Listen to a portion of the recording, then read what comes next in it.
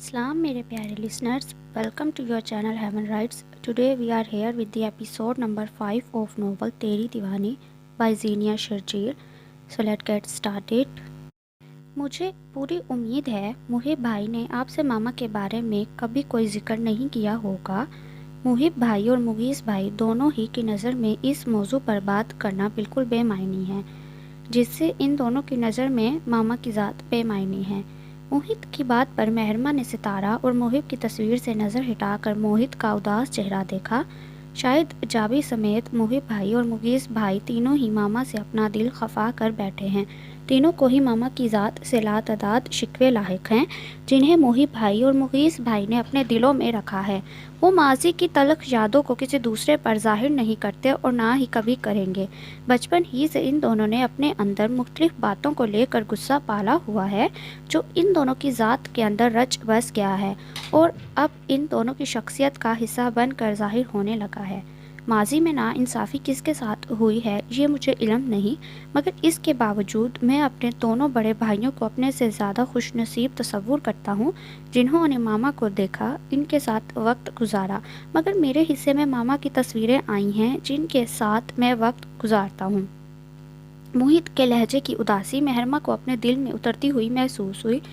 कितनी अजीब बात थी, आज सुबह ही इसने सितारा को बर्थडे विश किया था और मोहित भी आज ही के दिन उदास होकर सितारा को याद कर रहा था। इससे पहले मेहरमा मोहित से कुछ बोलती, अपने बजते हुए मोबाइल फ़ोन की आवाज़ मेहरमा को करीब से सुनाई थी, जिससे मोहित और मेहरमा दोनों के दरमियान बातों का सिलसिला टूटा। भाभी, आपका मोबाइल काफ़ी देर से बज रहा है।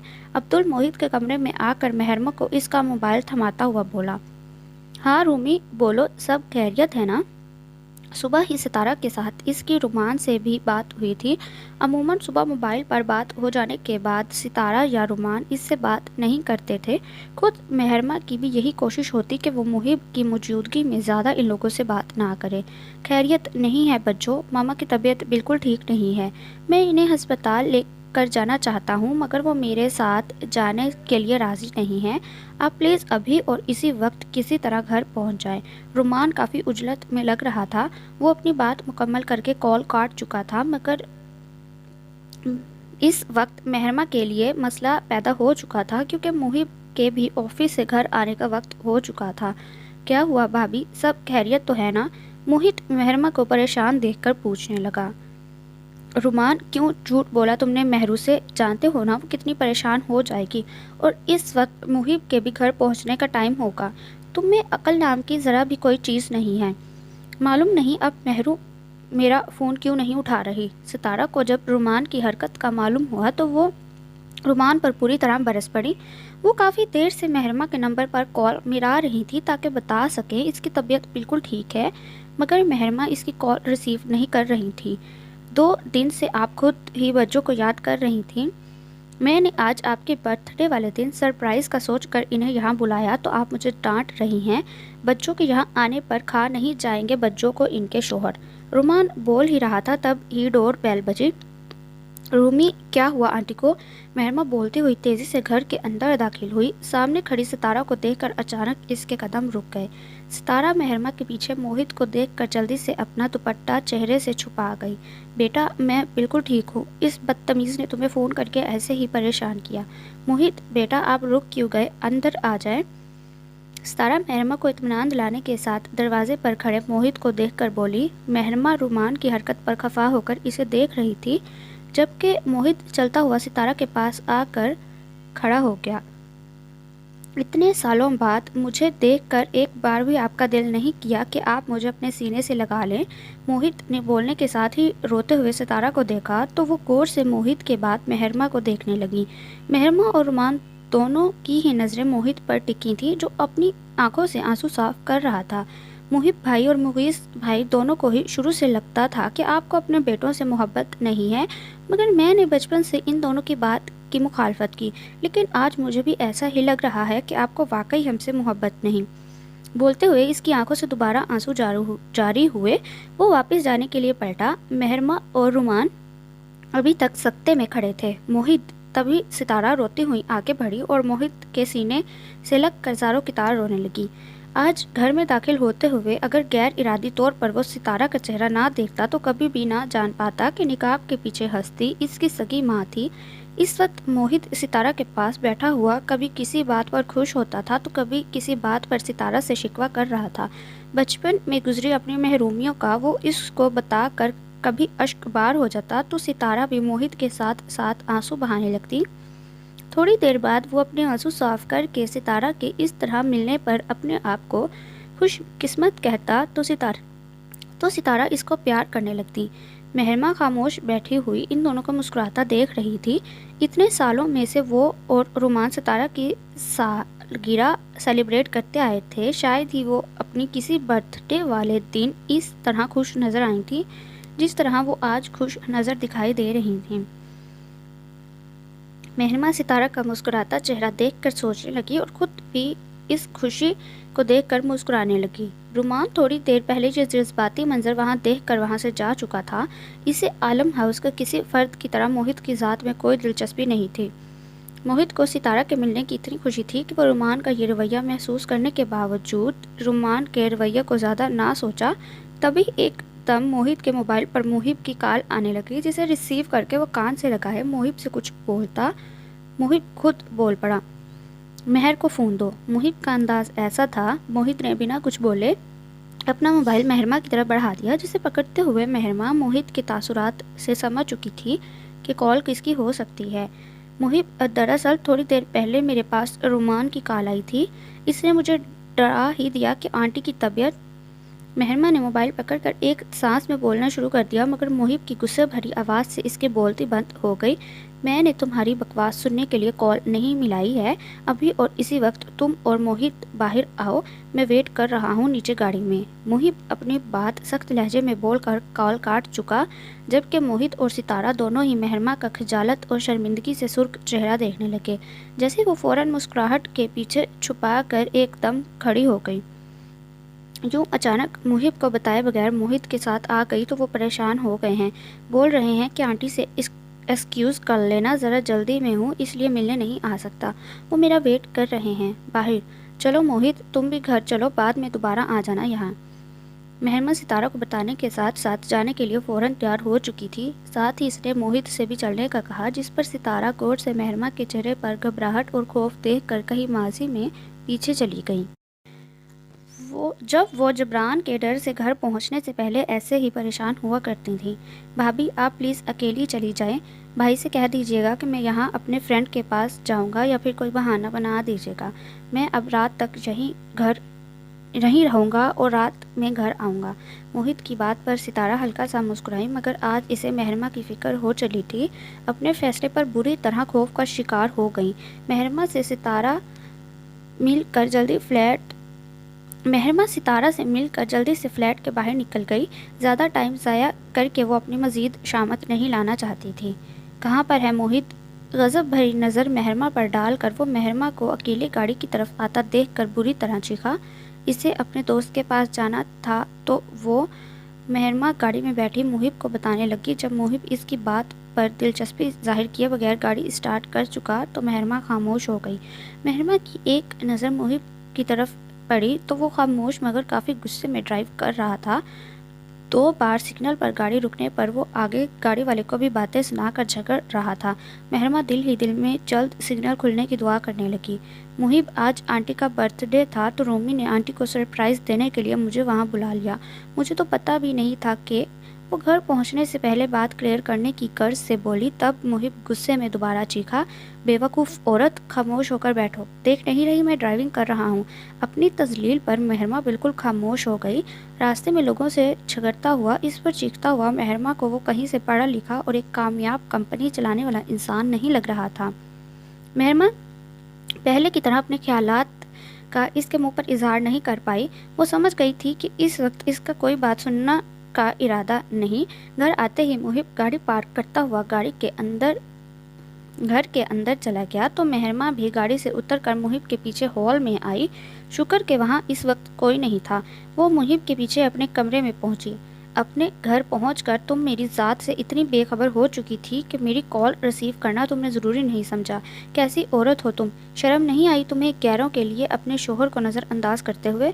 महरमा के बेडरूम में दाखिल होते ही मुहिब कमरे का दरवाज़ा बंद करता हुआ गुस्से में महरमा पर धाड़ा। मेरा सेल फोन घर पर रह गया था मुहिब, इसलिए मुझे मालूम नहीं हो सकता आप मुझे कॉल कर रहे थे। लेकिन आप जिन्हें गैर बोल रहे हैं वो मेरे लिए गैर नहीं बल्कि वो मेरे अपने हैं। पाला है आंटी ने मुझे। महरमा मुहिब के गुस्से के आगे कुछ नहीं बोलती, खामोश रहती। अगर मुहिब गुस्से में सिर्फ इसी की ज़ात पर बात करता और लफ्ज़ों का दुरुस्त इस्तेमाल करता, मगर महरमा के आगे से जवाब देने पर मुहिब का पारा मज़ीद हाई हो गया। वो लोग गैर नहीं है तो तुम यहाँ मेरे घर पर क्या कर रही हो? क्यों की है तुमने शादी? बोलो। जब एक लड़की शादी कर लेती है तो इसके अपने भी पराये हो जाते हैं।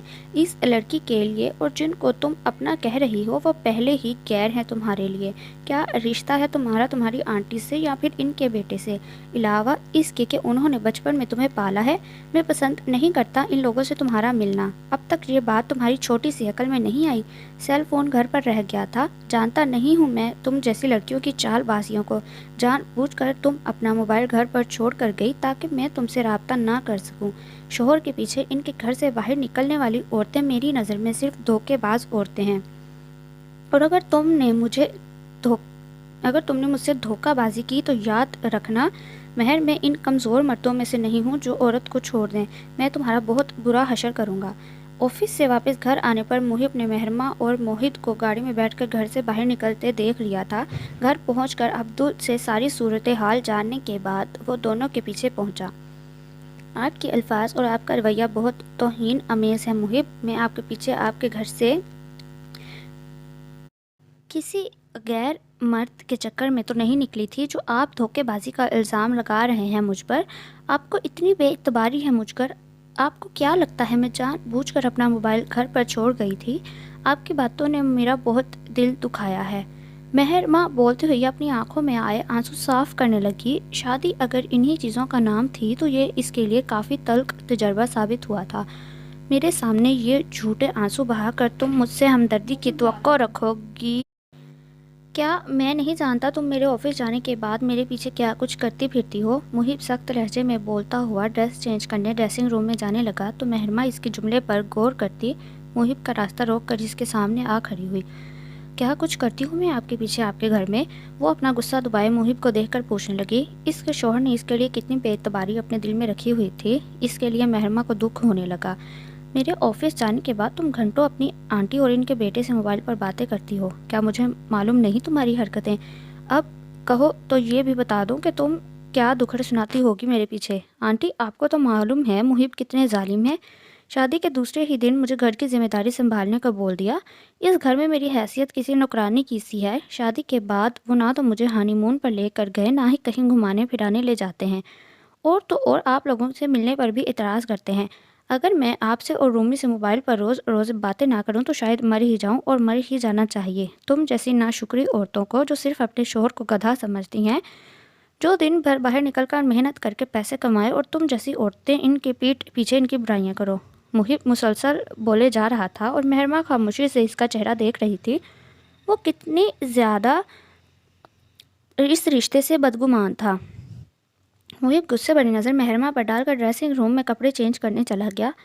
महरमा सुन्न होकर वैसे ही खड़ी रही। इसने कब सितारा से या रोमान से इस किस्म की बातें की थी? वो तो हर रोज़ मोबाइल पर सिर्फ सितारा को यही बताती थी कि मुहिब और वो एक दूसरे के साथ बेहद खुश हैं। मुहिब बहुत अच्छा शौहर है। इसने तो ये तक सितारा को नहीं बताया था कि मुहिब को इसके इन दोनों से मिलने पर एतराज़ था। कितने मान से सितारा ने इसकी शादी अपने बड़े बेटे से करवाई थी। आंटी आप बहुत गलत सोच रही थी अपने बेटे के बारे में। मुहिब की नेचर बहुत ज़्यादा चेंज है।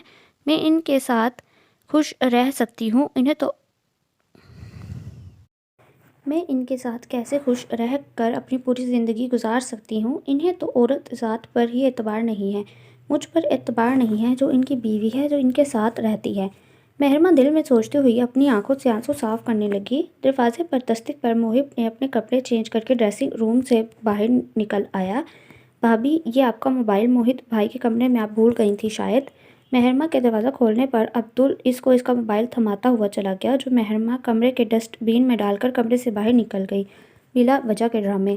محب مہرما کی حرکت دیکھ کر بڑبڑاتا ہوا خود بھی کمرے سے باہر نکل گیا۔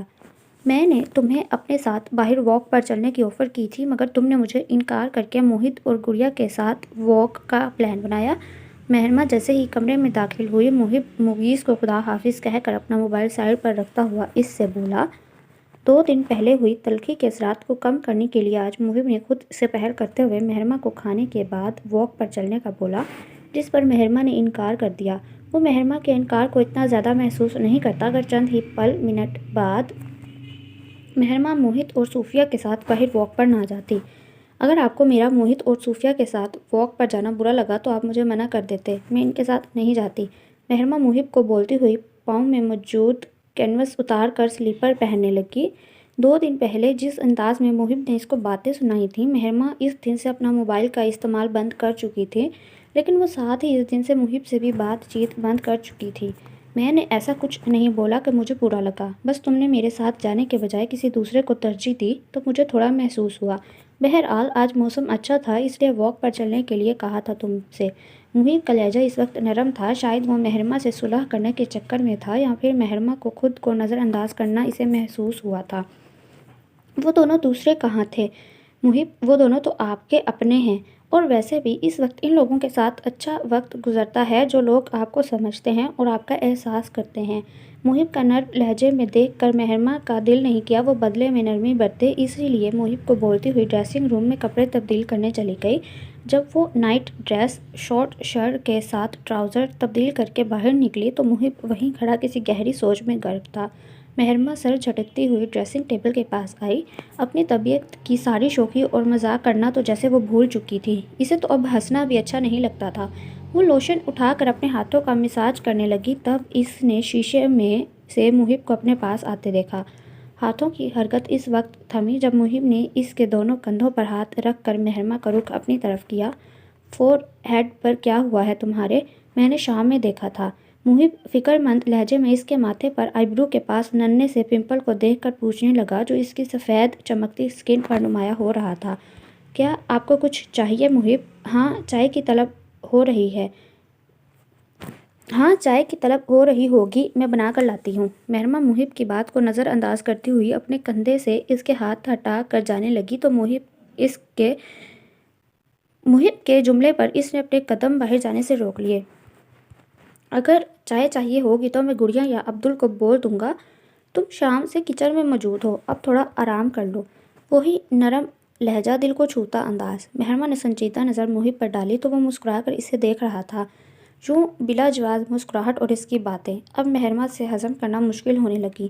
مہرما بنا کچھ بولے بیڈ پر اپنی جگہ پر آ کر لیٹ گئی تو محب بھی کمرے کا دروازہ لاک کرتا ہوا بیڈ پر اپنی جگہ لیٹ گیا۔ اس سے پہلے مہرما اپنا رخ کروٹ لے کر دوسری جانب کرتی، محب نے نرمی سے اس کا ہاتھ پکڑ لیا، جس پر مہرما نے کوئی رد عمل کا اظہار نہیں کیا۔ اتنا رلانے دل دکھانے کے بعد وہ آخر کیوں کر رہا تھا ایسے؟ مہرما کا دل چاہا وہ محب کا ہاتھ جھٹک کر اپنا ہاتھ کھینچ لے اور کمرے سے باہر نکل جائے، مگر چاہنے کے باوجود وہ ایسا نہیں کر پائی۔ تمہارے اوپر یہ سی گرین کلر بہت اچھا لگتا ہے، یہی کلر تم نے اس دن بھی پہنا ہوا تھا نا جب تم آفس میں گھوڑی بنی ہوئی ٹیبل کے نیچے سموسہ ڈھونڈ رہی تھی۔ محب کے جملے پر مہرما نے اپنی بند آنکھیں کھولیں اور اسے غصے میں دیکھنے لگی، مگر وہ مہرما کو دیکھ کر ابھی بھی مسکرا رہا تھا، نہیں بلکہ شاید یہ مسکراہٹ اس کا مذاق اڑانے والی تھی۔ وہ بھی تو کتنی فضول حرکتیں کرتی تھی اور کتنا بے تکا بولتی تھی اس وقت۔ یہ سی گرین کلر نہیں بلکہ فیروزی کلر ہے، اور اس دن بھی میں نے سی گرین کلر نہیں پہنا ہوا تھا بلکہ وائٹ کلر پہنا ہوا تھا۔ سی گرین واحد ایسا کلر ہے جو مجھے زہر لگتا ہے اور میں وہ رنگ نہیں پہنتی۔ مہرما نے اسے جتانے کے ساتھ اپنا ہاتھ بھی کھینچنا چاہا، جس پر محب نے گرفت سخت کر لی۔ مہرما چاہ کر بھی اپنا ہاتھ نہیں چھڑا سکی۔ ہاں، یاد آیا، اس دن تو کیچپ نے اپنا کام دکھایا تھا تمہاری شرٹ پر۔ سر، آپ کو معلوم ہے نا یہ کیچپ کا داغ ہے؟ محب اس کی پرانی بات یاد کر کے دہراتا ہوا بولا، ساتھ ہی ہنسا بھی۔ مہرما اپنا ہاتھ چھڑوا کر اٹھ کر بیٹھ گئی۔ آخر مسئلہ کیا ہے آپ کے ساتھ محب؟ مہرما سیریس ہو کر محب سے پوچھنے لگی، لیکن وہ بیڈ پر لیٹا ہوا ابھی بھی مہرما کو دیکھ کر مسکرا رہا تھا، جیسے مہرما کے غصے کرنے پر لطف اندوز ہو رہا ہو۔ مسئلہ یہ ہے، میں کہنا چاہ رہا تھا تم پر یہ فیروزی کلر اس وقت بہت اچھا لگ رہا ہے۔ شادی کی پہلی صبح جو تم نے مرچنڈا کلر پہنا تھا اس پہ تم کافی کیوٹ لگ رہی تھی، پھر اس سے نیکسٹ ڈے تم نے بلیک کلر پہنا تھا۔ اس رات تو تم نے میرے انداز سے خود اندازہ لگا لیا ہوگا کہ اس دن تم کیسی لگ رہی تھی۔ اس کے نیکسٹ ڈے تم نے نارنجی کلر پہنا تھا جو مجھے خاص پسند نہیں، مگر اس میں بھی تم مالٹے کی مانند کھٹی میٹھی سی لگ رہی تھی، اور تم سی گرین کلر جب پہنو گی تو مجھے پورا یقین ہے اس میں بھی کافی حسین لگو گی۔ محب بیڈ پر لیٹا ہوا ایک ایک کر کے اسے بالکل وہی کپڑوں کے رنگ بتانے لگا جو مہرمہ نے شادی کے شروع کے دنوں میں پہنے تھے۔ وہ ابھی بھی مہرمہ سے دوستی کرنے کے موڈ میں تھا جب ہی مہرمہ کو دیکھ کر اسمائل دے رہا تھا۔ آپ نے شادی کے دوسرے دن مجھ سے بولا تھا کہ آپ ان مردوں میں سے نہیں جو بیویوں کی بے وجہ تعریف کرتے ہیں، اور یہ بھی کہ میں آپ سے کوئی ایکسپیکٹیشنز نہ رکھوں، تو پھر آخر یہ سب کچھ کیوں کر رہے ہیں آپ؟ مقصد کیا ہے آپ کا ان ساری باتوں سے؟ مہرمہ کی صبر کا پیمانہ لبریز ہو چکا تھا۔ وہ محب سے پوچھنے لگی تو محب بھی اٹھ کر بیٹھ گیا۔ تبھی مہرمہ ایک دم بولی، او تو اب سمجھ میں آیا، ان ساری باتوں کی وجہ یہ ہے کہ آپ کو چائے کی طلب نہیں بلکہ کسی اور چیز کی طلب ہو رہی ہے۔ مہرمہ تو ابھی بھی سدا کی بیوقوف تھی اور رہے گی جو اتنی سی بات نہیں سمجھ پائی اپنے شوہر کی۔ مہرمہ نے محب کو بولنے کے ساتھ اپنی عقل پر بھی ماتم کیا تو مہرمہ کی بات پر محب کے تاثرات ایک دم تبدیل ہوئے، جیسے اسے یہ بات ناگوار گزری۔ جبکہ مہرمہ اپنی بات مکمل کرنے کے بعد اپنے بالوں کو کھول کر کندھوں کی ایک سائیڈ پر کرنے لگی، ایک کے بعد ایک نائٹ ڈریس کا بٹن کھولنے پر محب کو اس پر شدید غصہ آیا۔ وہ مہرمہ کا ہاتھ پکڑتا ہوا بولا، کیا بکواس ہے یہ؟ کیا سمجھ رکھا ہے تم نے مجھے؟ صرف اس چیز کے لیے میں اتنی دیر سے تمہارے ترلے کر رہا ہوں، بیوی ہو تم میری۔ مجھے اس بات کا احساس ہے کہ میری باتوں سے تمہارا دل دکھا ہوگا اور تم سمجھ رہی ہو کہ میں وہ سب کرنے کے لیے صحیح کہا جاتا ہے۔ شادی کرنے کے بعد تو مرد الو کا پٹھا بن جاتا ہے جو ذرا سی غلطی ہو جانے پر بیوی کو منائے، اس کے ترلے منتیں کرے، بھاڑ میں جاؤ تم میری بلا سے۔ محب مہرمہ کو غصے میں سناتا ہوا کروٹ لے کر بیڈ پر لیٹ گیا، جبکہ مہرمہ کا دل چاہا محب کا رخ اپنی طرف کر کے اس انسان کا نام پوچھے جو مردوں کے بارے میں یہ بولتا ہے، اور نام پتہ چل جانے پر جا کر اس شخص کو جوتے لگا کر یہ بتائے کہ شادی کے بعد مرد نہیں بلکہ عورت الو کی پٹھی بن جاتی ہے۔ مہرمہ دل ہی دل میں کڑتی ہوئی خود بھی دوسری طرف رخ کر کے لیٹ گئی۔ ہمارا پورا بیچ یہاں یونیورسٹی کے ساتھ پکنک پر انجوائے کرنے آیا ہے، لیکن یہاں آ کر بھی تم نے منہ بنایا ہوا ہے۔ آخر ہوا کیا ہے تمہارے موڈ کو؟ موہت اپنے دوستوں کے پاس سے اٹھ کر صوفیہ کے پاس آ کر پوچھنے لگا جو اپنے گروپ کی تمام لڑکیوں سے الگ تھلگ ایک خاموش جگہ پر کھڑی ہوئی تھی۔ ہونا کیا ہے میرے موڈ کو؟ تمہارے 2 نمبری بھائی نے تو میری قسمت خراب کر دی ہے۔ پورے 4 دن سے آفس کے کام سے دوسرے شہر میں موجود تھے، ذرا بھی میرا خیال نہیں آیا ان کو۔ بندہ دوسری جگہ پر جا کر کال کر کے حال چال ہی پوچھ لیتا ہے، الٹا پرسوں میرے کال کرنے پر مجھ سے فرما رہے تھے کام کی بات ہو تو بات کرو ورنہ کال رکھ دو۔ یعنی بے حسی اور بے مروتی کی آخری حد ہے جو مغیث عالم پر آ کر ختم ہوتی ہے۔ صوفیہ ناک منہ چڑھاتے ہوئی موہت کو اپنے جلے دل کا حال سنانے لگی۔ توبہ کرو صوفی، کیسی ناشکری لڑکی ہو تم۔ موہب بھائی کے کہنے پر مغیث بھائی دوسرے شہر آفس کے کام سے گئے تھے، نہ کہ تم سے آشکیاں بگاڑنے۔ کل رات ہی میرا بھائی پورے 4 دن کے بعد گھر لوٹا تھا۔ میری ان گناہ گار آنکھوں نے خود دیکھا کیسے میرا بھائی پوری فیملی کے بیچ بیٹھا ہوا ہر تھوڑی دیر بعد تمہیں وقفے سے تاڑ رہا تھا، مگر تم وہاں اپنی گردن اکڑائے ان کو دیکھنے کے بجائے مہرمہ بھابھی سے بات کرتی رہی۔ اب جب تم نے مجھے منہ کھولنے پر مجبور کر ہی دیا ہے تو یہ بھی سن لو کہ مجھے تو یہ تک معلوم ہے کہ پورے عالم ہاؤس کو سوتا ہوا سمجھ کر میرا معصوم بھائی رات کے پہر تمہارے بیڈ روم کے دروازے کا لاک کھولنے کی کوشش کر رہا تھا جو تم نے جان بوجھ کر لگایا ہوا تھا۔ بیچارہ میرا معصوم بھائی مجھے دیکھ کر کیسے شرمندہ ہو کر وضاحت دے رہا تھا کہ وہ تو صرف پانی پینے کے لیے اٹھا تھا۔ موہت کے منہ سے اپنا کل رات کا کارنامہ سن کر صوفیہ قہقہ مار کر ہنس دی، پھر موہت کو آنکھیں دکھاتی ہوئی بولی، کیا تم اپنے بھائی اور مجھ پر نظر رکھتے ہو؟ ہمارے نکاح کے بعد سے شرم نہیں آتی تمہیں؟ جوتے پڑواؤں ابھی گھر پہنچ کر تمہیں موہب بھائی سے؟ ارے یار، موہب بھائی سے یاد آیا، تم نے نوٹ کیا موہت شادی کے بعد سے اپنے موہب بھائی سے زیادہ عجیب سے سڑیل ٹائپ کے انسان ہوتے جا رہے ہیں۔ اچھی خاصی بیوی ملنے کے باوجود ماتھے پر آنکھیں چڑھائے رکھتے ہیں۔ دونوں بھائی ہی ایک جیسے ہیں، دونوں کو قدر ہی نہیں ہے اپنی بیویوں کی۔ صوفیہ موہت کے ساتھ चहल कदमी करते हुए बोली, जबकि बाकी सारे स्टूडेंट्स को टीचर वैन में बैठने का बोल रहे थे। खैर, जितने गुस्से के तेज़ मुगीस भाई हैं वो फिर भी तुम्हारी हरकतों और ज़ुबान का लिहाज कर जाते हैं, मगर मुहिब भाई को तो मैंने भी नोट किया है। बेचारी मेहरमा भाभी का कसूर ना भी हो तब भी सीरियस होकर ऐसे बात करते हैं जैसे प्यार से बात करने पर मेहरमा भाभी इनसे शॉपिंग के पैसे मांग लेंगी। मोहित अफसोस करता सूफिया से बोला, कहीं ऐसा तो नहीं कि वो सितारा मोमानी के बारे में जान गए हों, जब भी ऐसा रवैया रखा हुआ है उन्होंने भाभी से। सूफिया एकदम रुकती हुई आंखें फैलाकर मोहित से बोलने लगी। इस दिन घर आने के बाद ही मोहित ने सितारा के बारे में सूफिया को बता दिया था। अब आलिम हाउस में मेहरमा और मोहित के अलावा सूफिया भी सितारा के बारे में जानती थी। अगर ऐसा होता तो तुम्हें क्या लगता है कि मोहित भाई यूँ चुप बैठे होते? एक तूफान आ चुका होता पूरे आलिम हाउस में अब तक इस इंकशाफ पर। मोहित दोबारा चहलकदमी करता हुआ सूफिया से बोला, जिस पर सूफिया ने इसकी बात की तायीद की। खैर, मैंने तो भाई मोहित भाई की तबीयत साफ़ करने का सोच लिया है। जो सब वो बातें 3-4 दिन से मेहरमा भाभी के साथ कर रहे हैं, इन सब बातों को जाबी के इल्म में लाना ज़रूरी है, क्योंकि वही मोहित भाई को सीख की तरह सीधा कर सकते हैं और मोहित भाई भी जाबी की ही बात समझ सकते हैं। तुम्हें मालूम है मेहरमा भाभी अब अपना सेल्फ भी यूज़ नहीं करती। सूफिया मोहित के साथ चलती हुई इसको बताने लगी। तब इन दोनों को सर जाहिद की आवाज़ आई, आप दोनों कहाँ जा रहे हैं? सारे स्टूडेंट्स वैन में बैठ चुके हैं। मोहित, आप बॉयज़ वाली वैन की तरफ जाएं और सूफिया, गर्ल्स वाली वैन फुल हो चुकी है, आप जाकर कोस्टर में बैठें जहां टीचर्स और सारा स्टाफ मौजूद है।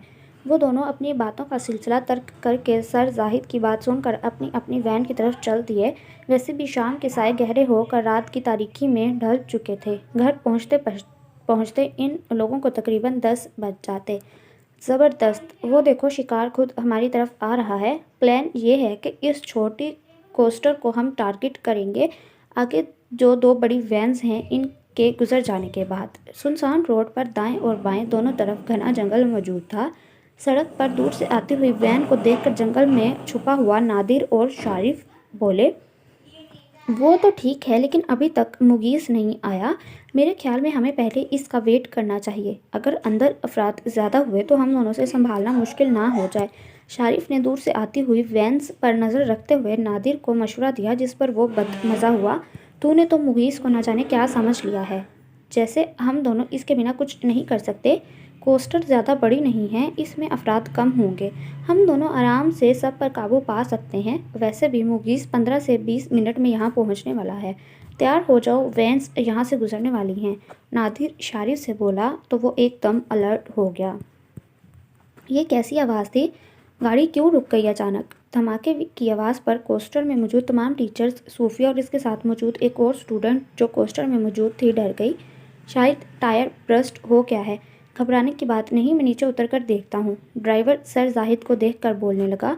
दोनों वैन्स आगे निकल चुकी हैं। मेरे ख्याल में किसी एक वैन के ड्राइवर को कॉल करके रुकने का कह दूँ। दूसरे मेल टीचर्स ने सर जाहिद को मशवरा दिया। यहाँ ज़्यादा देर रुकना मुनासिब नहीं होगा, वैसे भी रात ज़्यादा हो चुकी है, किसी दूसरे को मुसीबत में डालने की ज़रूरत नहीं है। ड्राइवर, तुम उतर कर चेक करो क्या मसला है। जल्द से जल्द इस रास्ते से निकलने की कोशिश करो। स्टाफ के मुख्तलिफ लोगों की बातें सुनकर ड्राइवर कोस्टर से बाहर निकल आया। ओए, बाकी सब भी इस डरबे से बाहर निकलो। अगर किसी ने होशियारी दिखाई तो वो अपनी जान से जाएगा। शारिफ ये बोलते हुए कोस्टर का दरवाज़ा खोल कर अंदर दाखिल हुआ। इसके हाथ में पिस्तौल देखकर फीमेल टीचर्स के साथ सूफिया और इकरा की भी खौफ से चीखें निकल गईं। तू भाग कहाँ रहा है? तेज़ी दिखाएगा, उतार तू इस पिस्तौल की गोलियाँ तेरी खोपड़ी में। ड्राइवर ने वहाँ से फरार होने की कोशिश की तो नादिर ने इसको पकड़कर बुरी तरह पीटना शुरू कर दिया, जिससे तमाम अफराद इन दोनों से मज़ीद डर गए। शारिफ कोस्टर में मौजूद तमाम अफराद को नीचे उतरवा चुका था। तुम में से अगर किसी ने चालाकी दिखाई तो याद रखना, इस पिस्तौल की सारी गोलियां इसी वक्त इसके अंदर भर दूंगा। सब के सब अपने मोबाइल मेरे हवाले कर दो पहली फुर्सत में। नादिर, तू जल्दी से इस कोस्टर को ठिकाने पर लगा, फिर इन सबको भी ठिकाने पर लेकर चलना होगा। शारिफ ने नादिर से कहा। साथ ही इसकी नज़र सूफिया पर पड़ी, जिसे देखकर वो बुरी तरह ठिठक गया। सूफिया खुद भी इन दोनों को देखकर अच्छी तरह पहचान चुकी थी। खौफ के मारे बस खामोशी से देखती रही। घने जंगल के बीचों बीच एक छोटा सा मैदान था। جس کے چاروں اطراف میں اینٹوں سے آدھی دیوار بنائی گئی تھی۔ مغیث جب وہاں پہنچا تو اس نے سرسری نظر 12 سے 15 افراد پر ڈالی جو ایک ساتھ جڑے ہوئے ڈرے سہمے ہوئے ایک کونے میں بیٹھے تھے، کیونکہ نادر اور شارف دونوں کے ہاتھوں میں ہتھیار موجود تھے۔ آج یہاں پہنچنے میں لیٹ ہو گیا، سب کام صحیح طریقے سے کر لیا تم دونوں نے مل کر؟ مغیث نادر اور شارف کی طرف دیکھتا ہوا خود بھی پستول نکال چکا تھا۔ آج نادر اور شارف کی طرح اس نے بھی اپنا چہرہ کسی ماسک سے چھپانے کی زحمت نہیں کی تھی۔ ہم نے تو اپنا کام صحیح طریقے سے کر لیا، مگر مسئلہ تیرے لیے کھڑا ہو چکا ہے، شارف مغیث سے بولا۔ تب سر زاہد نے ان تینوں کی توجہ سب سے ہٹتے دیکھ کر وہاں سے فرار ہونے کی کوشش کرنی چاہی۔ سب سے پہلے مغیث بھاگتے ہوئے سر زاہد کی طرف متوجہ ہوا۔ اس نے اپنے ہاتھ میں موجود پستول سے زاہد کے پیر کا نشانہ لیا۔ گولی کی آواز سے باقی تمام لوگ خوف سے چیخنے اور رونے لگے، جنہیں شارف اور نادر نے قابو کیا، جبکہ زاہد جس کے پاؤں کے پاس سے گولی گزری تھی، مغیث تیزی سے اس کی جانب لپکا اور 2 تھپڑ اس کو رسید کرتا ہوا گریبان سے پکڑ کر بولا، میرا نشانہ چونکا نہیں ہے، اس پستول کی گولی سے کئی لوگ اپنی جان سے گئے ہیں۔ اگر تم اپنی زندگی کی سلامتی چاہتے ہو تو شرافت سے جا کر اپنی جگہ پر بیٹھ جاؤ۔ مغیث نے زاہد کا گریبان پکڑ کر تیز آواز میں باقی سب کہا تو باقی سب میں دہشت پیدا ہو گئی۔ وہ دوبارہ شارف کی طرح مڑا، جب چیخ کر روتی ہوئی لڑکی کی آواز پر وہ دوبارہ پلٹنے پر مجبور ہوا۔ ان تمام افراد کے بیچ میں بیٹھی ہوئی اس لڑکی کو دیکھ کر مغیث کے پیروں تلے زمین نکل گئی۔ بے یقینی کی کیفیت میں صوفیہ کو دیکھ کر مغیث کا دل کیا کہ وہ اپنے آپ کو چھپا لے یا پھر اپنے وجود کو کہیں لے جا کر غائب کر لے۔ صوفیہ خوف سے زیادہ صدمے کی کیفیت میں مغیث کے اس روپ کو دیکھ کر رو رہی تھی۔ صوفیہ کی وہاں موجودگی خود مغیث کے لیے بھی کسی شوق سے کم نہیں تھی۔ اس کی آنکھوں میں اپنے لیے خوف دیکھ کر مغیث کا دل کیا وہ شرمندگی سے زمین میں گر جائے۔ مجھے کبھی نہیں چاہتا تھا کہ صوفیہ یا پھر اس کے گھر کا کوئی بھی فرد اس کا یہ روپ دیکھے۔ صوفیہ خاموش ہو جاؤ، سنا نہیں میں نے ابھی کیا کہا ہے؟ یہ خطرناک لوگ ہیں، یہ ہماری جان بھی لے سکتے ہیں، پلیز چپ کر جاؤ بیٹا۔ برابر میں بیٹھی ہوئی فیمیل ٹیچر صوفیہ کو خاموش کرواتی ہوئی بولی تو صوفیہ نے روتے ہوئے ان کے کندھے پر اپنا سر ٹکا لیا۔ آج جو اس پر انکشاف ہوا تھا وہ یقیناً اس کے لیے بے حد تکلیف دہ تھا۔ وہ ابھی بھی بلک بلک کر رو رہی تھی۔ صوفیہ کی حالت دیکھ کر مغیث غصے میں نادر کا ہاتھ پکڑتا ہوا اسے ایک سائڈ پر لے آیا۔ دماغ ٹھیک ہے تم دونوں کا؟ یہ کیا کر دیا آج تم دونوں نے؟ مغیث غصے میں نادر کو دیکھتا بولا، او بھائی ہم نے دور سے اس کوسٹر کو ٹارگٹ کیا تھا، ہمیں کیا معلوم تھا اس کے اندر کون موجود ہے؟ دیکھ میں اور شارف اس بات کو سمجھتے ہیں اس وقت تیری پوزیشن اپنی کزن کے سامنے کافی آکورڈ ہو چکی ہے، مگر اب تجھے اس صورتحال کو دیکھ کر کمزور نہیں پڑنا بلکہ عقل سے کام لینا ہے، ورنہ آج کا پورا پلان خراب ہو جائے گا۔ تیری کزن سے متعلق ہم تینوں بعد میں ڈیسائیڈ کر لیں گے کہ کیا کرنا ہے، باقی ان سب لوگوں سے سب کچھ وصول کر کے انہیں فارغ کرتے ہیں پہلے۔ نادر کی بات سن کر مغیث نے اپنا سر پکڑ لیا۔ وہ نادر کو یہ نہیں بتا سکا کہ یہ لڑکی صرف اس کی کزن نہیں بلکہ منکوہہ بھی تھی۔ کاش یہاں پہنچنے سے پہلے شارف یا نادر میں سے کوئی اس کو ساری معلومات سے آگاہ کر دیتا تو وہ اس طرح صوفیہ کا سامنا کبھی نہ کرتا، بلکہ کچھ بھی پلان کر کے وہ یہاں سے صوفیہ کو نکال لیتا۔ تم دونوں کو جو بھی کرنا ہے کرو، کیونکہ میرا دماغ اس وقت بالکل کام نہیں کر رہا، جلد سے جلد اسے یہاں سے لے کر چلے جانا چاہتا ہوں بس۔ ہمیشہ سے پورا پلان اور جو بعد میں کرنا ہو وہ مغیث ڈیسائیڈ کرتا آیا تھا اور ان دونوں کو بھی گائیڈ وہی کرتا تھا، لیکن آج واقعی اس کی عقل صوفیہ کو دیکھ کر اس کا ساتھ نہیں دے پا رہی تھی۔ اس کے ہاتھ میں موجود پستول کو دیکھ کر صوفیہ کا بار بار رونا، مغیث اپنے ہاتھ میں موجود پستول بھی واپس رکھ چکا تھا۔ دیکھو ہم تینوں کی تم سے کوئی دشمنی نہیں ہے، اگر تم سب ہمارے ساتھ تعاون کرو گے اور ہماری بات مانو گے تو تم سب یہاں سے بہت جلد اور باحفاظت طریقے سے جا سکتے ہو۔ مغیث ان تمام لوگوں کے پاس پہنچ کر صلح جو انداز میں بولنے لگا۔ شاید اس نے ایسا لاشعوری طور پر صوفیہ کو ریلیکس کرنے کے لیے کیا تھا کیونکہ وہ صدمے کے ساتھ کافی سہمی ہوئی دکھ رہی تھی، لیکن اگر تم میں سے کسی نے بھی کسی قسم کی ہوشیاری دکھائی تو میں قسم کھا کر کہتا ہوں اس کو زندہ نہیں چھوڑوں گا۔ نادر کی بلند آواز میں بولنے پر مغیث کے ماتھے پر بل آئے۔ نادر کو دیکھا مگر نادر مغیث کو دیکھنے کے بجائے اپنے پستول کی گولیاں چیک کرنے لگا۔ تم سب یہاں ایک ایک کر کے باری باری آؤ، اپنے پاس موجود سارا قیمتی سامان اس میز پر رکھتے جاؤ۔ چل بے سب سے پہلے تو اٹھ اور یہاں آ کر اپنی جیبیں خالی کر۔ شریف نے سب سے پہلے ڈرائیور کو مخاطب کیا۔ وہ اٹھ کر شارف کے پاس آیا اور اپنی جیب میں موجود والیٹ اس کی ٹوٹی ہوئی ٹیبل پر رکھنے لگا جس پر شارف نے اشارہ کیا تھا۔ شارف کے اشارے پر اس نے اپنے ہاتھ میں بندھی ہوئی گھڑی اور انگوٹھیاں بھی اتار کر ٹیبل پر رکھ دیں۔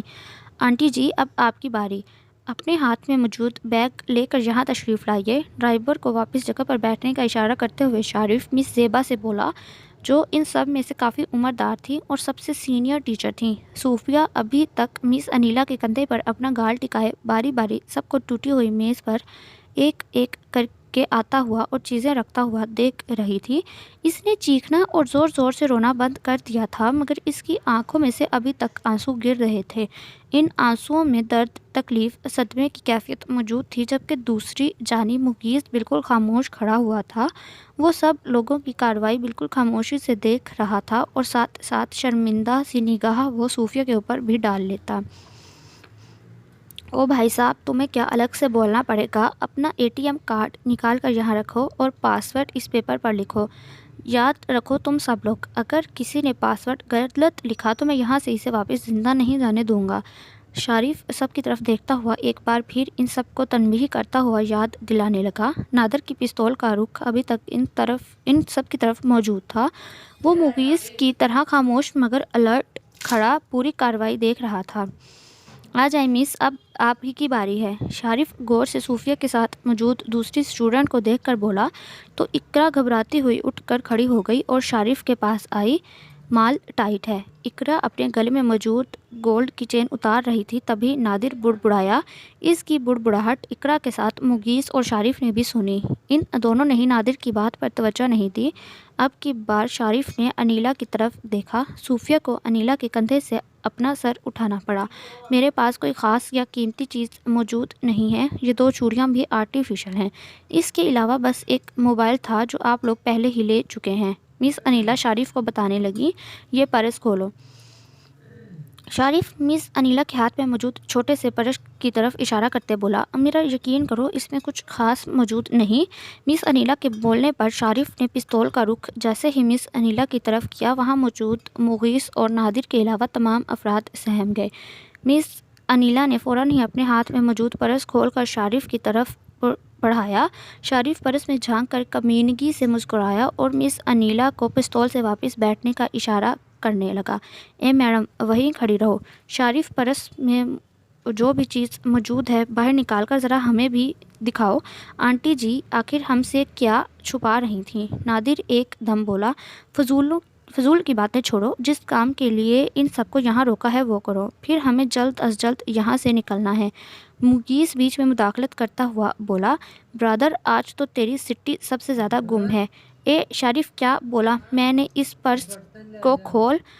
نادر مغیث سے بولنے کے بعد دوبارہ شارف سے بولا، جانے دے یار، کیوں شرمندہ کر رہا ہے آنٹی کو؟ ان کے اپنے کام کی چیز ہے پرس میں۔ آنٹی جی تشریف لے جائیے، خوش رہیں آلویز۔ شارف بے غیرتی سے انیلا کو دیکھتا ہوا بولا، جس پر وہ بری طرح شرمندہ ہو گئیں، جبکہ نادر اور شارف جاہلوں کی طرح قہقہ لگا کر ہنسنے لگے۔ مغیث بیزاری کے عالم میں وہاں کھڑا تھا۔ وہ جلد سے جلد صوفیہ کو یہاں سے لے کر نکل جانا چاہتا تھا۔ مس انیلا کے واپس بیٹھنے پر مغیث، نادر اور شارف کی نظریں بیک وقت صوفیہ پر پڑیں۔ اب اسی کا نمبر تھا۔ اس سے پہلے مغیث کچھ بولتا، صوفیہ کو اٹھتا دیکھ کر اس سے پہلے شارف بول اٹھا، نہیں، تم واپس بیٹھو اپنی جگہ۔ انکل تم آ جاؤ یہاں۔ شارف نے مغیث کا لحاظ کر کے صوفیہ کو منع کرنا چاہا اور اس کے برابر بیٹھے سرکمال کو پستول کے اشارے سے اپنے پاس آنے کو کہا، مگر میرے پاس تمہیں دینے کے لیے کچھ خاص ہے۔ صوفیہ بولتی ہوئی شارف کے پاس آنے لگی، سنا نہیں تم نے، اس نے تمہیں واپس بیٹھنے کو کہا ہے۔ مغیث بولتا ہوا اپنی جگہ سے چل کر صوفیہ کے پاس آنے لگا، مگر وہ مغیث کو نظر انداز کرتی شارف کے پاس چلی آئی تو مغیث بھی شارف کے پاس آ کر ٹھہر گیا۔ اس وقت صوفیہ کی آنکھوں میں خوف نہیں تھا، اس لیے مغیث کو دھڑکا لگا ہوا تھا کہ کوئی وہ حماقت نہ کر ڈالے۔ صوفیہ نے اپنے گلے میں پڑا ہوا ایس کا پینڈنٹ اتار کر میز پر رکھا، جسے نادر اور شارف دونوں پہچان چکے تھے اور کچھ سمجھنے بھی لگ گئے۔ صوفی پلیز۔ صوفیہ کو اپنی دی ہوئی ڈائمنڈ رنگ اتارتا دیکھ کر مغیث بہت آہستہ آواز میں بولا، جو صوفیہ کے علاوہ صرف شارف سن سکا۔ صوفیہ نے خاموشی سے وہ رنگ میز پر رکھ دی اور شارف کی طرف دیکھنے لگی۔ مس انیلا نے تم سے غلط بولا تھا کہ ان کے پاس تمہیں دینے کے لیے کچھ نہیں ہے۔ مس انیلا کو تمہیں یہ ضرور دینا چاہیے تھا۔ صوفیہ نے بولتے ہی بغیر سوچے سمجھے یا اپنے انجام کی پرواہ کیے بغیر اپنا ہاتھ اٹھایا اور پوری شدت سے زوردار تھپڑ شارف کے گال پر مارا، جس سے ایک پل کے لیے شارف، نادر اور مغیث سمیت وہاں پر موجود افراد سناٹے میں آ گئے۔ اے لڑکی، ہمت کیسے کی تم نے اس کو مارنے کی؟ ٹھہرو، اس تھپڑ کا مزہ تو اب تمہیں چکاتا ہوں۔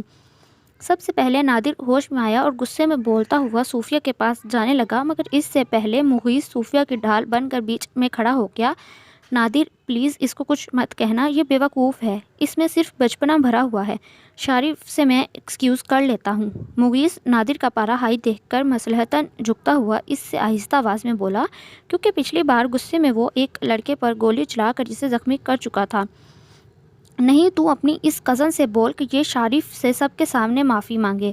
نادر مغیث کو غصے میں دیکھ کر اسی کی طرح آہستہ آواز میں بولا، ان کی باتیں 10 قدم کے فاصلے پر بیٹھے ہوئے دوسرے لوگ نہیں سن سکتے تھے، جبکہ سامنے ہوتا تماشا وہ دیکھ رہے تھے۔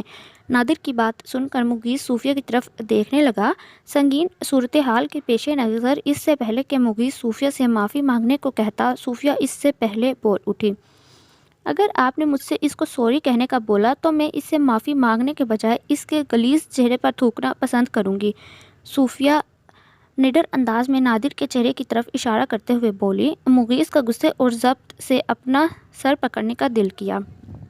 یہ صرف تیری شے ملنے پر اتنی بکواس کر رہی ہے، ورنہ ابھی سب کے سامنے 2 منٹ میں اس کی وہ حالت کرتا کہ اس کا باپ بھی یہاں آ کر معافی مانگتا۔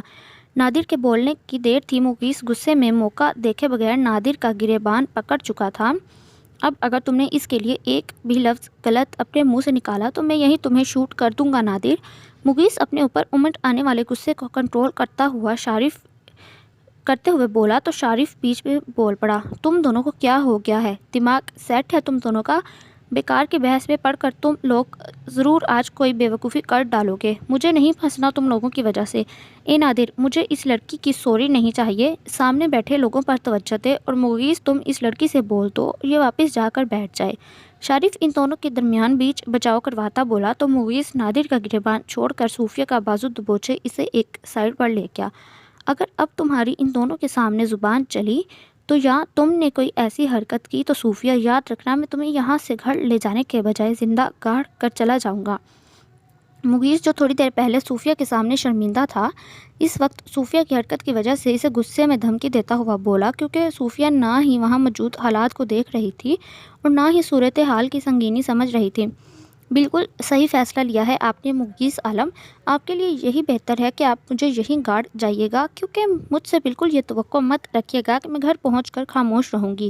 میں آپ کا اصل چہرہ سب کے سامنے لاؤں گی، بتاؤں گی سب کو آپ کی اصلیت کہ آپ باہر کیا کرتے پھرتے ہیں۔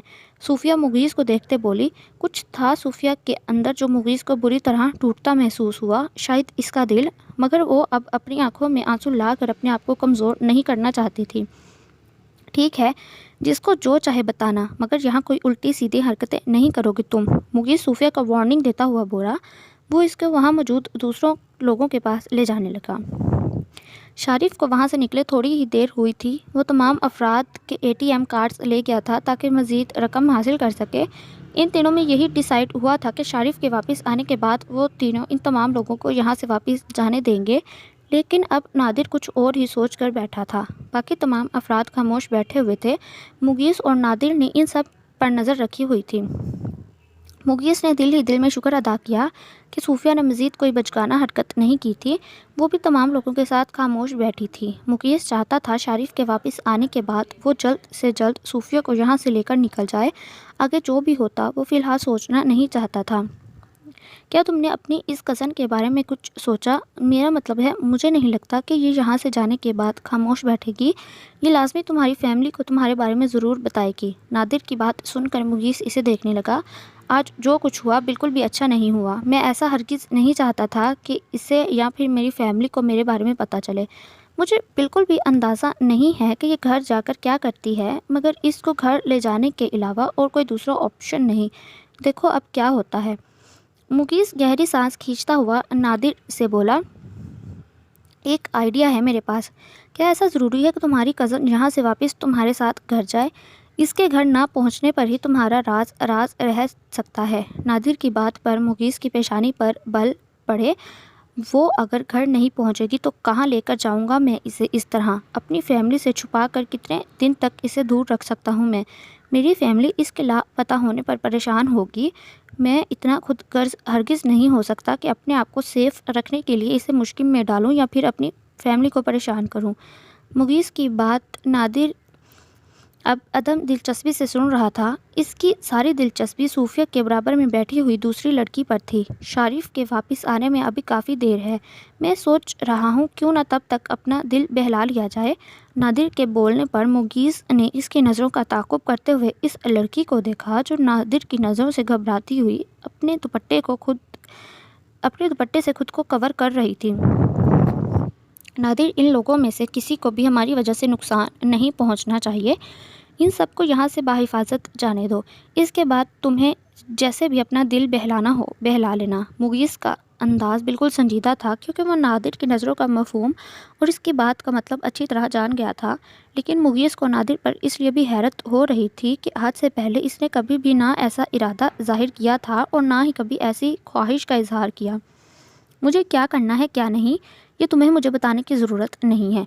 देख भाई, सीधी सी बात है, इन बूढ़ी औरतों में मुझे ज़रा भी दिलचस्पी नहीं है। बाकी बचती हैं ये दो लड़कियां जिनसे आदमी अपना दिल बहलाने का सोच सकता है। एक तो तीखी मिर्ची यानी तेरी कज़न है और दूसरी जो इसके बराबर में डरी सहमी बैठी है।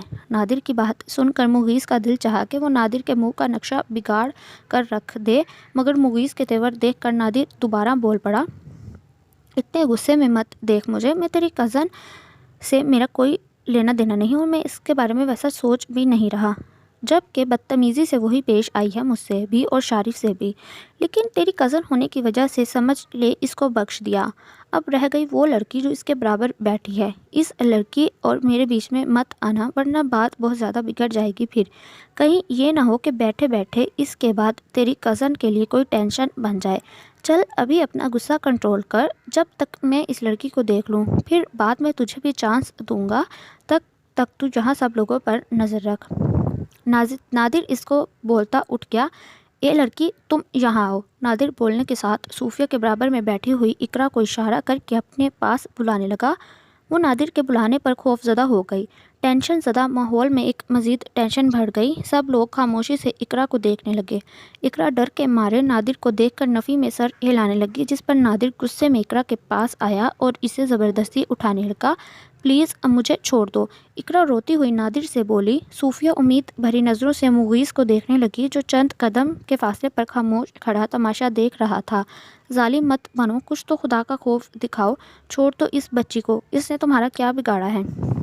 सर कमाल हिम्मत करते हुए खड़े होकर नादिर से बोले, मगर नादिर इकरा के रोने की परवाह किए बगैर इसे घसीटता हुआ लेकर वहाँ से जाने लगा। सर कमाल की बात सुनकर नादिर ने ज़ोरदार थप्पड़ इनके गाल पर रसीद किया। तुम्हें किसने मशवरा दिया यहाँ खड़े होकर इसकी वकालत करने के लिए? बैठ जाओ अपनी जगह पर, नहीं तो यहीं ठोक दूंगा। ओ आंटी, तुम्हें क्यों रोना आ रहा है? आंसू साफ करो अपने। अगर किसी की भी आवाज़ या आंसू निकले तो मार डालूंगा मैं इसे। नादिर सब की तरफ देखकर धमकाता हुआ सर कमाल को धक्का देकर इकरा को चार दीवारी से बाहर ले गया। खौफ के मारे किसी ने भी कुछ बोलने की हिम्मत नहीं की। सूफिया एक बार फिर रोती हुई मुगीस को बेहद अफसोस से देखने लगी, जो इस वक्त बिना किसी तासुर के पत्थर बना खामोश खड़ा किसी गहरी सोच में गुम था। फिजा में यकदम इकरा की चीख की आवाज़ सुनाई दी तो मुगीस एकदम होश में आया और तेज़ी से भागता हुआ चार दीवारी की तरफ से बाहर निकला। सोच क्या रहे हो तुम? यही मौका है यहाँ से भागने का, वरना ये वहशी लोग दोबारा यहाँ आ गए तो एक एक करके सबको मार डालेंगे। उठो और भागो। ड्राइवर ने वहाँ से भागने से पहले सब लोगों को बोला तो सूफिया के अलावा सब ने भागना शुरू कर दिया। खामोश हो जाओ वरना मार डालूंगा तुम्हें यहीं। नादिर इकरा के रोने और एहतजाज करने पर इसको धक्का देता हुआ बोला, जिससे वो नीचे ज़मीन पर गिरी। सर पर पत्थर लगने की वजह से दिलखराश चीख इससे मुंह से बुलंद हुई। इसके सर से खून जारी होने लगा, जो वो अपने दुपट्टे को सर पर रख कर रोकने लगी। नादिर, इस लड़की को छोड़ दो वरना मैं تمہارا ذرا بھی لحاظ نہیں کروں گا۔ اگر تمہیں یہی بغیرتی دکھانی ہے تو ان لڑکیوں کے سامنے دکھاؤ جو اپنی مرضی سے خوش ہو کر تمہاری بغیرتی کو برداشت کر لیں۔ اس لڑکی کو یہاں سے جانے دو۔ اپنی پشت پر مغیث کی آواز پر نادر ایک دم مڑا۔ تو یہاں کیا کر رہا ہے؟ ابے وہ سب لوگ، تو انہیں ایسے چھوڑ کر یہاں آ گیا مغیث؟ نادر غصے میں مغیث کو دھکا دیتا ہوا وہاں سے دوڑا۔ پلیز خدا کا خوف کھاؤ تم لوگ، میں نے تمہارا کیا بگاڑا ہے؟ مجھے یہاں سے جانے دو۔ اقرا روتی ہوئی مغیث کے آگے ہاتھ جوڑنے لگی۔ اٹھو نیچے سے، یہاں سے سیدھا چلتی ہوئی جاؤ۔ تھوڑی دور جا کر لیفٹ سائڈ پر شیلٹر کے پاس میری کار موجود ہے، اس میں جا کر بیٹھو، میں صوفیہ کو لے کر آتا ہوں۔ مغیث اس لڑکی سے بولا، مگر سر پر چوٹ لگنے کی وجہ سے یا خوف کی وجہ سے وہ لڑکی بے ہوش ہو چکی تھی۔ جب تک نادر چار دیواری کے طرف پہنچا وہاں صوفیہ کے علاوہ کوئی دوسرا موجود نہیں تھا۔ سارا پلان چوپٹ کر کے رکھ دیا الو کے پٹھے نے۔ نادر غصے میں مغیث کا سوچ کر بڑبڑایا، مغیث کہاں ہے؟ صوفیہ نادر کو وہاں آتا دیکھ کر پریشانی کے عالم میں اس سے مغیث کا پوچھنے لگی تو نادر غور سے اس کا پریشان چہرہ دیکھ کر زوردار قہقہ لگاتا بولا، وہ تو اس لڑکی کے ساتھ مزے لے رہا ہے۔ لڑکی کی خوبصورتی دیکھ کر پھسل گیا بیچارہ، کہنے لگا، پہلے میں اس بلا سے اپنا دل بہلاؤں گا، بعد میں تمہیں موقع ملے گا۔ نخرے کمال کے ہیں ویسے مغیث صاحب کے۔ نادر کمینگی کا ثبوت دیتا صوفیہ سے بولا، بکواس بند کرو اپنی، وہ تمہاری طرح گھٹیا نیچر کے مالک نہیں ہیں۔ بتاؤ کہاں ہے مغیث، مجھے ان کے پاس جانا ہے۔ نادر کی بکواس پر صوفیہ کا دل چاہا وہ نادر کے منہ پر کھینچ کر تماچا رسید کر دے، مگر صوفیہ وہاں سے جانے لگی تو نادر بھی صوفیہ کے پیچھے چلا آیا۔ ایک بڑے سے پتھر کے پیچھے جھاڑیوں کے پاس پہنچ کر صوفیہ کے قدم وہیں رک گئے جہاں اقرا کا وجود زمین پر پڑا تھا، جبکہ مغیث اقرا کے پاس بیٹھا ہوا اس کی ہاتھ کی نبض ٹٹول رہا تھا۔ ابے ایسا کون کرتا ہے یار، بے ہوش ہی کر ڈالا تم نے بچی کو۔ میں نے پہلے ہی تجھے بولا تھا ڈری ہوئی ہے، ذرا پیار سے ہینڈل کرنا، مگر تو بھی نہ۔ نادر وہاں آتا ہوا مغیث کو دیکھ کر بولا تو مغیث سر اٹھا کر ناگواری سے نادر کو دیکھنے لگا، مگر نادر سے 2 قدم دور وہاں موجود صوفیہ کو دیکھ کر مغیث نادر کی فضول بکواس اور اقرا کو نظر انداز کرتا ہوا صوفیہ کے پاس آیا جو حیرت سے مغیث کو دیکھے جا رہی تھی۔ کیا کیا ہے آپ نے اقرا کے ساتھ؟ صوفیہ صدمے کی کیفیت میں مغیث کو دیکھ کر اس سے پوچھنے لگی، مگر وہاں اچانک آتے ہوئی قدموں کی آوازوں پر مغیث اور نادر دونوں کے کان کھڑے ہو گئے۔ مغیث نے سرے سے ہی صوفیہ کی بات پر توجہ نہیں دی۔ مجھے نہیں لگتا اب یہاں ڈر کے مارے کوئی اور واپس آئے گا، یہ کوئی اور ہی ہے، شریف معلوم نہیں کہاں مر گیا ہے۔ میرے خیال میں ہمیں یہاں سے نکلنا چاہیے ورنہ ہم لوگ بری طرح پھنس سکتے ہیں۔ نادر مغیث سے بولتا ہوا مغیث کے جواب کا انتظار کیے بنا اس کی گاڑی کی طرف تیزی سے بھاگنے لگا۔ وہ ٹھیک کہہ رہا ہے صوفیہ، ہم لوگوں کو یہاں سے جلدی نکلنا چاہیے۔ مغیث نے صوفیہ سے بولتے ہوا اس کا ہاتھ پکڑ کر وہاں سے نکلنا چاہا تو صوفیہ نے اپنا ہاتھ جھٹکے سے چھڑوایا۔ مجھے آپ جیسے انسان کے ساتھ کہیں نہیں جانا، دور ہو جائیں میری نظروں سے۔ صوفیہ دکھ سے مغیث کو دیکھتے ہوئے بولی، وہ کتنا زیادہ گرا ہوا انسان تھا، اس کی ایسی طبیعت ہو کہ صوفیہ یہ بات تصور میں بھی نہیں سوچ سکتی تھی۔ یہ فضول بحث کا وقت نہیں ہے صوفیہ، یہاں سے نکلو۔ قدموں کی آواز اسی سمت بڑھ رہی ہے اور اس وقت صوفیہ کا بحث کرنا مغیث کو زہر لگ رہا تھا۔ تبھی وہ صوفیہ کا بازو پکڑ کر زبردستی اسے اپنے ساتھ لے جانے لگا۔ چھوڑ دیں مجھے مغیث عالم، ورنہ میں پوری دنیا کے سامنے چیخ چیخ کر آپ کے بارے میں بتاؤں گی کہ آپ کتنے گرے ہوئے انسان ہیں۔ صوفیہ کے زور سے بولنے پر اور اپنا بازو چھڑوا کر دوسری سمت جاتا ہوا دیکھ کر مغیث کا پارا ہائی ہونے لگا۔ اس نے جاتی ہوئی صوفیہ کا دوپٹہ زور سے کھینچا اور صوفیہ کا منہ دوپٹے سے باندھنے لگا۔ بے وقوف لڑکی، جس راستے تم جا رہی ہو نہ جانے کون پہلے سے اسی طرف سے یہاں ہماری طرف آ رہا ہے، تم خود بھی مرو گی اور مجھے بھی مرواؤ گی۔ جس کو جو بھی بتانا ہو وہ بعد میں بتا دینا، مگر ابھی یہاں سے چلو۔ صوفیہ کا منہ بند کرنے کے بعد مغیث اس کے ہاتھ چلانے کی پرواہ کیے بغیر اس کو اپنے کندھے پر ڈالتا ہوا اپنے گاڑی کی طرف تیزی سے بڑھنے لگا۔ کچن سے آتی مہرما کی چیخ پر محب تیزی سے کچن کی طرف بڑھا۔ محب کے پیچھے پیچھے ہی موہت بھی کچن کی طرف بھاگا، لیکن کچن میں چیخیں مارتی ہوئی مہرما اپنی جان بچا کر کچن سے بھاگنے کی کوشش میں سامنے آتے محب سے بری طرح ٹکرائی۔ مہر ہوش میں آؤ، کیا ہوا ہے تمہیں؟ وہ چیخیں مارنے کے ساتھ اتنی ڈری ہوئی تھی کہ محب مہرما کو دونوں شانوں سے پکڑ کر جھنجھوڑتا ہوا اس سے پوچھنے لگا، کچن میں اتنے بڑے سائز کا چوہا تھا محب جو میرے پاؤں کے اوپر سے گزرا تھا، اس اسی کے خوف سے میں بری طرح اچھل پڑی۔ وہ خود بھی میری چیخوں سے کنفیوز ہو گیا اور کچن میں بھاگنے کے بجائے کچن میں ہی گول گول چکر لگانے لگا۔ جب میں نے کچن سے نکلنا چاہا تو کمینہ میرے پاؤں کے نیچے بھی آ گیا۔ اللہ جی، یہ میری قسمت میں کس کس طرح کے عذاب لکھ دیے ہیں عالم ہاؤس میں آ کر، کبھی چوہا کبھی ببر شیر۔ میں تو اب سخت پریشان ہو چکی ہوں۔ ببر شیر غصے کی وجہ سے وہ یقیناً محب کو بول رہی تھی۔ اس وقت اتنی شدید بخلائی ہوئی تھی، سنجیدگی کا کھول خود پر سے اتارے وہ نان اسٹاپ بولے جا رہی تھی۔ محب نے مہرمہ کی ساری کہانی ضبط کر کے سنی۔ اسی وقت اسے صوفیہ کی ٹینشن تھی، اس لیے وہ مہرمہ کو ڈانٹتا ہوا بولا، تمہاری یہ بچکانہ حرکتیں کب ختم ہوگی؟ جابی کتنی ٹینشن میں ہے، گڑیا ابھی تک گھر نہیں پہنچی، اوپر سے تم چیخ چیخ کر میرے سر میں درد کر رہی ہو۔ میں نے تمہیں سمجھایا تھا نا کہ تم اس گھر میں سب سے بڑی بہو کے رتبے پر فائز ہو، خیال ہے تمہیں کچھ؟ محب نے آخری جملہ بولنے کے ساتھ اس کے دوپٹے کی طرف اشارہ کیا جو کندھے پر ٹکا ہوا تھا مگر آدھے سے زیادہ زمین پر جھول رہا تھا۔ محب کے احساس دلانے پر فوراً مہرمہ نے اپنا دوپٹہ درست کیا مگر اسے محب پر سخت قسم کا غصہ آیا جو موہت کے سامنے اسے ڈانٹ رہا تھا۔ بڑی بہو بن کر کون سی بچکانہ حرکت کر دی میں نے؟ کیا یہاں بیٹھی میں گڑیا گڈے کی شادی کروا رہی ہوں جو آپ آ کر باتیں سنانے لگے ہیں مجھے؟ چوہا دیکھ کر ہر نارمل انسان چیختا ہی ہے، میں کیا چوہے کے ساتھ مل کر کچن کے گول گول چکر لگانے لگی تھی؟ مہرمہ خود بھی بگڑے ہوئے تیور کے ساتھ بولی تو محب بالکل خاموش ہو گیا۔ اسے توقع نہیں تھی مہرمہ اس طرح اچانک زبان کھولے گی، وہ بھی موہت کے سامنے۔ محب بھائی ٹھیک ہی تو بول رہے ہیں بھابی، آپ انہیں کیوں ڈانٹ رہے ہیں؟ ٹینشن تو چوہے نے دی ہے نا، اسے کیا ضرورت تھی بھابی کے پاؤں کے اوپر چڑھنے کی؟ اور شکر ہے بھابی آپ نے چوہے کے ساتھ گول گول چکر نہیں لگائے، ورنہ 7 پھیرے ہو جانے تھے۔ پر محب بھائی کے لیے ٹینشن بن جاتی۔ محب بھائی، اگر آپ کو غصہ کرنا ہے تو چوہے پر کریں، مگر ببر شیر بھی اب چوہے کے منہ لگتا بھلا کہاں اچھا لگے گا؟ موہت ماحول میں پیدا ہونے والی تلخی کا اثر ختم کرنے کی غرض سے بولا تو محب کی توپہ کا رخ موہت کی طرف ہو گیا۔ فضول میں بک بک مت کیا کرو موہت، کام کی بات بتاؤ، کیا کہہ رہا تھا مغیث ابھی کال پر؟ اور اتنی دیر سے اس نے اپنا موبائل کیوں آف کیا ہوا تھا؟ گھر میں کیا ٹینشن ہو چکی ہے اسے تو خبر بھی نہیں ہے۔ محب نے مہرمہ کی بدتمیزی کو نظر انداز کر کے موہت سے مغیث کی کال کے بارے میں پوچھا جس کی چند منٹ پہلے موہت کے موبائل پر کال آئی تھی۔ 2 گھنٹے پہلے موہت گھر پہنچ چکا تھا مگر صوفیہ کے لیے اس نے جو بری خبر سنائی تھی اس سے جبران اور محب دونوں ہی پریشان ہو چکے تھے۔ کسی کو بھی ابھی تک معلوم نہیں ہو سکا تھا کہ دونوں وینس کے پیچھے جو کوسٹر آدھے راستے تک ان وینس کے پیچھے چل رہی تھی وہ اچانک کہاں غائب ہو گئی۔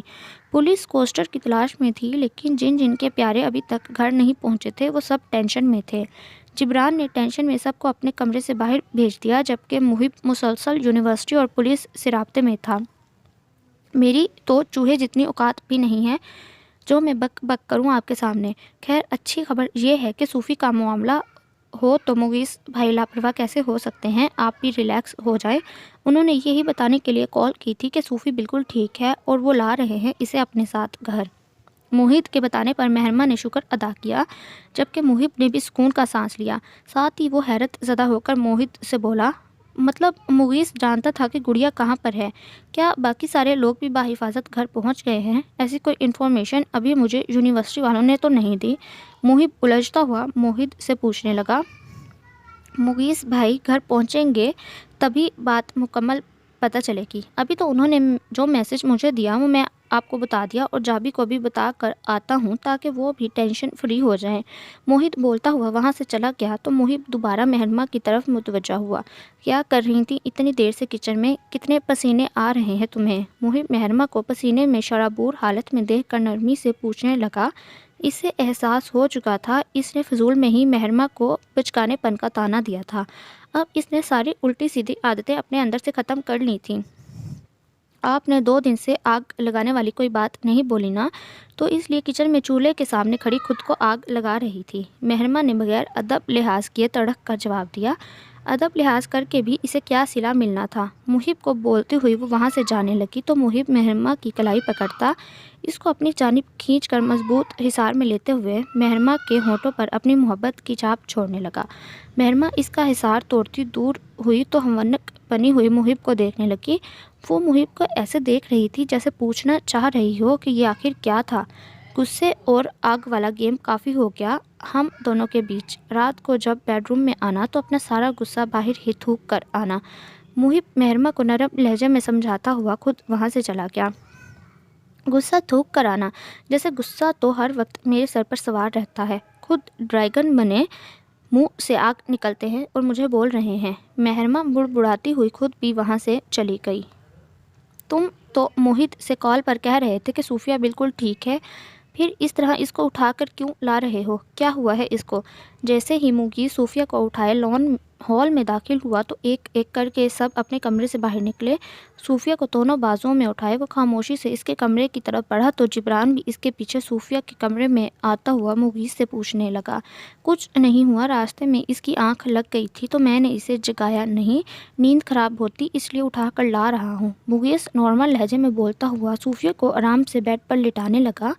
جبران پریشانی سے صوفیہ کو دیکھنے لگا۔ جبرے کے کمرے میں آتا ہوا محب موگیز کی بات پر حیرت زدہ ہوتا بولا، یہ ایسے کیسے سو رہی ہے؟ اتنی آواز کے باوجود نہیں جاگ رہی؟